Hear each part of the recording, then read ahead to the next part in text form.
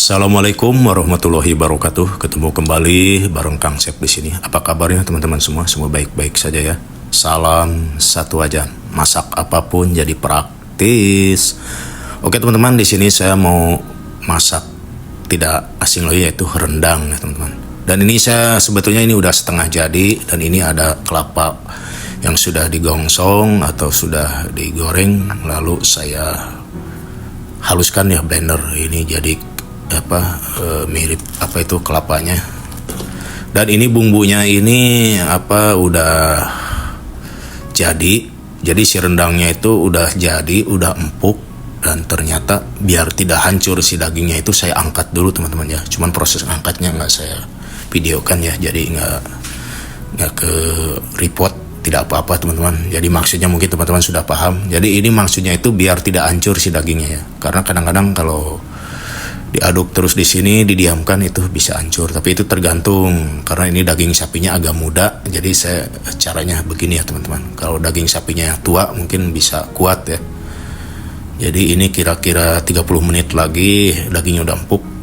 Nah ini saya udah angkat, dagingnya ini udah empuk sekali teman-teman, tapi ini tidak hancur karena api pelan. Saya angkat dulu, kurang lebih ini dalam waktu 1,5 jam saya angkat dulu. Nah ini si daging rendangnya udah saya pisahkan ya. Ini bumbunya nggak begitu melimpah gitu teman-teman. Jadi ini informasinya begitu. Kok informasi sih Kang saya ini kayak baca berita. Jadi maksudnya begitu ya teman-teman. Nah, dan ini udah saya haluskan ini si kelapanya. Nah ini udah berminyak teman-teman. Jadi ini yang menjadi rendangnya itu rasanya itu lebih legit ya teman-teman, lebih legit. Jadi si kelapanya itu digongsong dulu, kelapa parutnya, terus dihaluskan dan mengeluarkan minyak. Ini kayak apa ya, kalau di situ kayak bilangnya kayak bukan serundeng ya, bukan. Jadi ini udah jadi bumbu kelapa dan rasanya tuh legit, melebihi legit dari dari dodol kali ya, kalau dodol. Nah gitu. Jadi saya aduk kembali. Nah, ini diaduk kembali sama bumbu yang sisa bumbu rendang tadi teman-teman, dan sampai keluar minyaknya. Nah ini udah jadi teman-teman, udah jadi. Nah, cuman ini biar mudah cara penambahan si bumbu kelapanya itu, jadi saya aduk kembali di bumbunya. Kalau langsung nanti di dagingnya itu akan sedikit agak hancur ke potongan dagingnya ya. Karena potongan dagingnya saya nggak besar-besar, jadi hanya potongan per 100 gram tapi dibagi dua, jadi 50 gram ya. Jadi satu porsinya saya 100 gram begitu teman-teman. Karena ini untuk buat jualan, buat dijual per porsinya segitu 100 gram. Nah ini sudah tua teman-teman, udah mulai tua, udah mulai kelihatan, udah mulai tercampur dan warnanya sedikit agak hitam kecoklatan atau coklat kehitam-hitamannya. Nah, tuh lihat kan mendidih sekali. Dan di sini saya langsung saja akan masukkan kembali si daging tadi nah teman-teman. Nah, ini caranya teman-teman. Jadi ternyata ada cara begini teman. Jadi satu potong pun daging tidak ada yang rusak, tidak ada yang hancur ya. Tapi kalau kita dipaksakan terus di wajan, diaduk terus, itu akan hancur. Kok kenapa bisa begitu Kang Sep? Ya karena ini kita harus lihat tekstur dagingnya dulu. Kalau tekstur dagingnya rada-rada muda, kadang-kadang kan daging sapi itu ada yang tua, ada yang muda. Nah mungkin teksturnya beda-beda. Kalau yang tua itu kelihatan dia agak sedikit teksturnya garis-garis itunya, urat-uratnya agak keras dan cenderung agak merah tua ya warna dagingnya. Dan ini saya dapat daging agak merah, agak muda sedikit. Makanya saya punya cara begini, jadi biar si rendangnya tuh tidak hancur. Nah gitu teman-teman. Jadi 1,5 jam saya angkat dan si bumbunya masih ada, saya angkat, lalu saya bikin si bumbu kelapanya tuh kan teman-teman, sampai mengkilat begini ya. Jadi ini yang bikin legit teman-teman.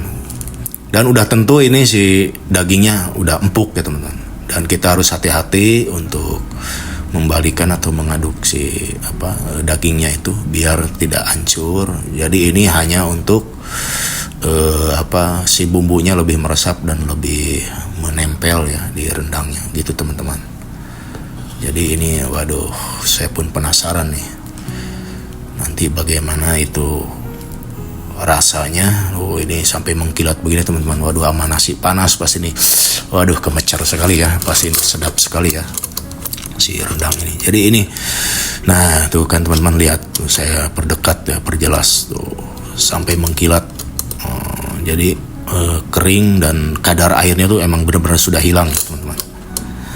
Begitu teman-teman, dan langsung saja saya akan coba ini teman-teman, bagaimana nih saya akan icip. Saya pilih dulu ya teman-teman nih yang kira-kira agak kecil dikit. Mana nih yang agak kecil ya, mana jadi kalau nyoba kalau yang gede-gede repot. Nah ini dah, nah ini ya. Jadi nah gini teman-teman, mana nih sendok, saya nyari sendok. Waduh poho lupa itu di bawah. Sorry teman-teman ya. Jadi ini sendoknya. Nah ini teman-teman, nah tuh, bismillahirrahmanirrahim. Mari teman-teman.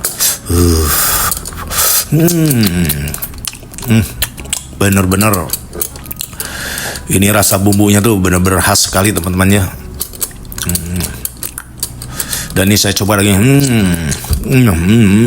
Jadi ini sedap, bener-bener legit ya teman-teman rasanya tuh. Jadi ini rasanya legit dan nah ini teman-teman rasanya ya, diaduk terus pelan-pelan. Oke teman-teman, ini saya habiskan ya.